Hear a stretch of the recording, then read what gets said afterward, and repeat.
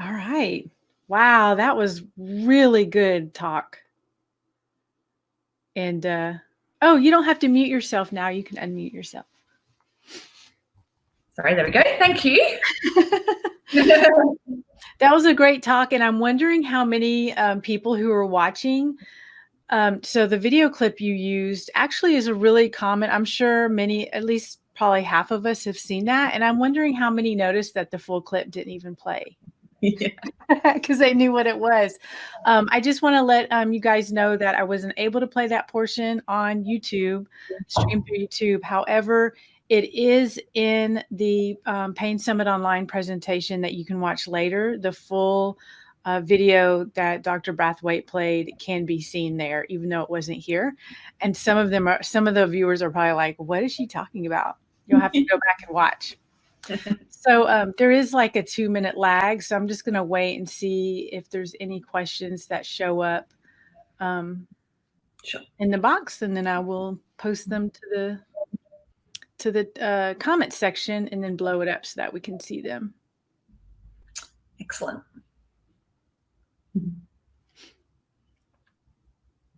I love the idea that you came up with the sham acupuncture needle, where the needle did not pierce the skin or touch the skin, yet it still had that pressure. So the therapist still felt like, oh, this is probably a needle that's going to go through the skin. So that gets rid of the therapist behaving like, oh, this isn't a real needle. Yeah, exactly. Yeah, we had this foamy stuff within the tube. So it was meant to really feel like they were piercing through soft tissue. And yeah, it seemed to work. The therapists were more blinded than the patients in our studies. So it was a surprising result. What gave you that idea? Was it just because you've noticed how things are done in magic tricks and illusions, or? Yeah, there's a few acupuncture studies that have tried to blind therapists as well. So the needle itself was adapted from some acupuncture research. We made some modifications to make it more relevant to dry needling, because dry needlers often like to manipulate the needles a lot more. So we had to make it so they could do that. But yeah, the needle itself came from previous research, and then the previous studies we did, the Delphi surveys and systematic reviews of dry needling research, really informed all the other strategies that we used as well. Yeah, that was just super clever. And so I just want to let the viewers know to remind you to send your questions to question@SanDiegoPainSummit.com. Hopefully I wasn't able to get on to remind them in the room, so hopefully they'll remember, because we've been doing that all day. So and it's on their mail. So yeah, sure. Just got to wait. Yeah, they're probably hearing what we said 2 minutes ago. Yeah. And we have one right here. Oh, cool. So I'm going to. Sorry, I just have to cut and paste it. That's right.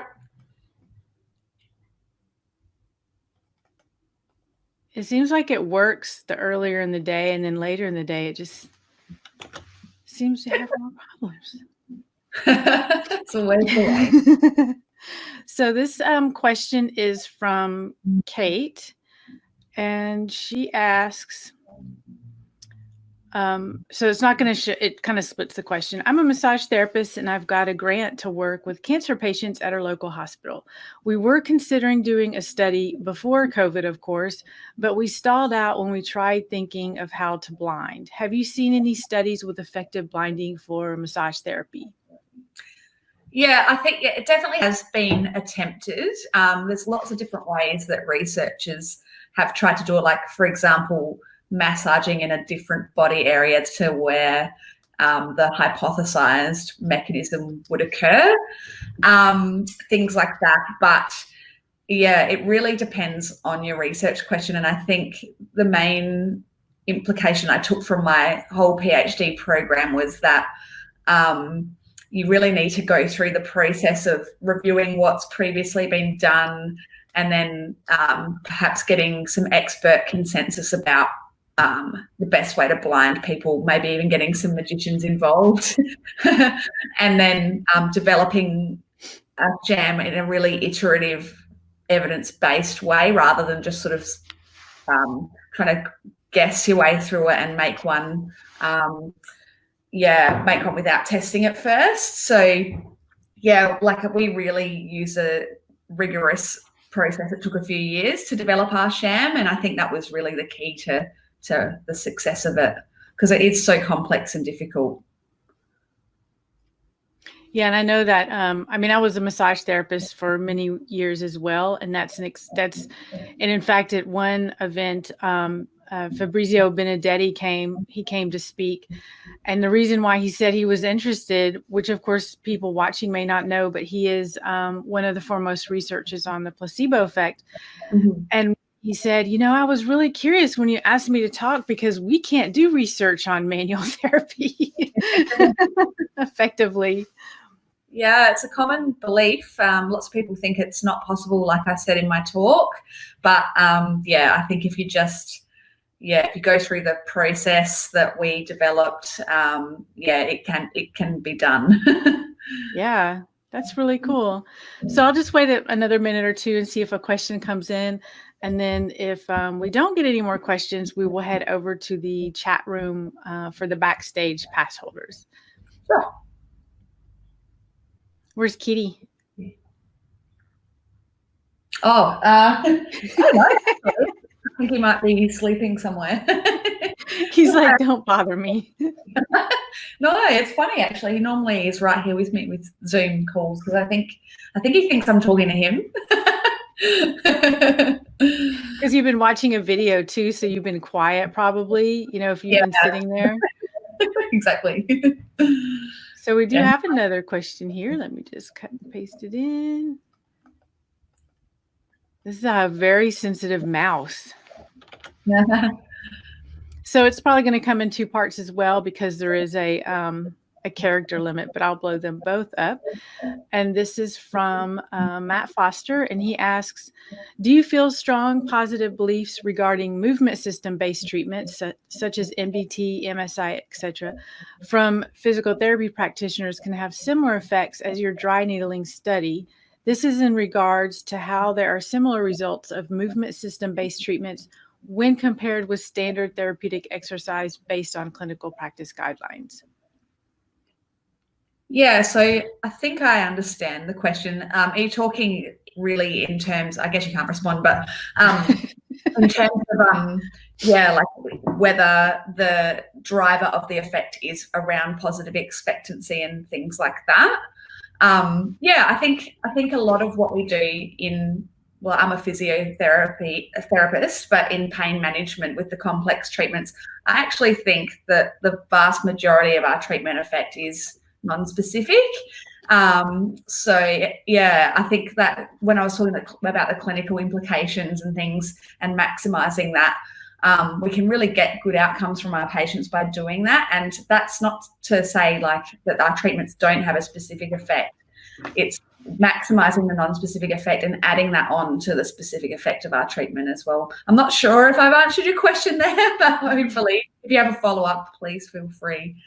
Yeah, maybe if he sees you in the room. We do have another question that came in from Taja Stanton. She asked, where do you see the field of non-specific effects and blinding going? Do you think we need to be doing more nuanced trials with numerous control conditions? Why are sham trials important versus just comparing a new treatment with usual care? What do we do if we don't know the proposed mechanism of treatment? Well, lots of questions there. Thanks, Tatch. So, can you scroll up so I can see the start of that again? Oh, yes. Yeah. I should have split that up into 3 questions. Yeah, so sham control trials is just one way of testing for specific effects of treatments. I think a really good, nice way forward would be to really think about how our treatments work and use control conditions to really tease that out. So using more experimental studies would be a good way to do that, and really like dismantling studies to really figure out different mechanisms of treatments are contributing to the overall effect. And there's been some work started out in this area. I went to the Placebo conference last year in Leiden in the Netherlands, and they were talking about this sort of design and really breaking down components of placebo effects in particular at that one. But yeah, we can do that with specific effects of treatments as well. And then why are sham control trials important versus just, can you scroll down again, sorry, comparing with usual care? Yeah, so I think comparing placebo with an active treatment is really important, because if we're just comparing it to usual care, we don't know whether the difference in the two groups is just because one treatment is more effective than another. So when a treatment is a new treatment, we need to really go through that first step of comparing it to a placebo, so we can tease out whether that treatment indeed has a specific effect and isn't working all via placebo. So really the point of a placebo-controlled trial is to isolate that active specific ingredient that we think is driving the treatment effect of the treatment under investigation. And then once we are sure that there is a specific effect, then we can look at comparing that treatment to other usual care treatments or other treatments out there to see which ones have better effects for specific conditions. I've answered all your questions there now. You're like, are there other questions? So we also, Matt, who had asked you that prior question and you weren't sure if you had answered him because he wasn't standing in front of you, he did respond with, yes, that was his, yeah, you got, let me see. He said, I can respond. You nailed my question. Thank you. We just have one more question that has come in, and it is, it's an interesting question. Have you had to struggle with guilt with giving sham treatments?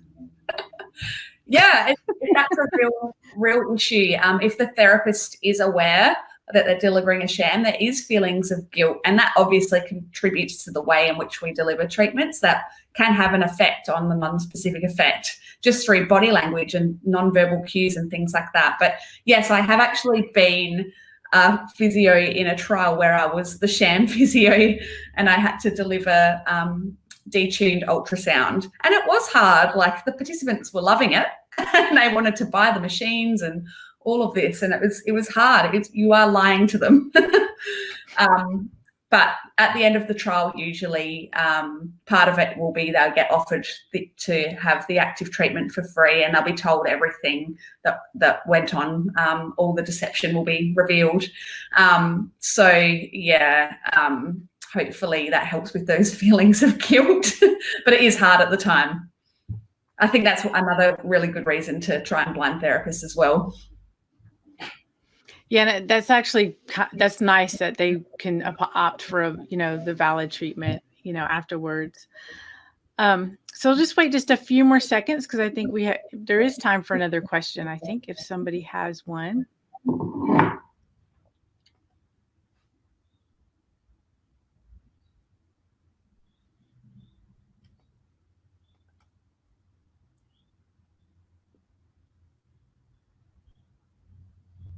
Okay.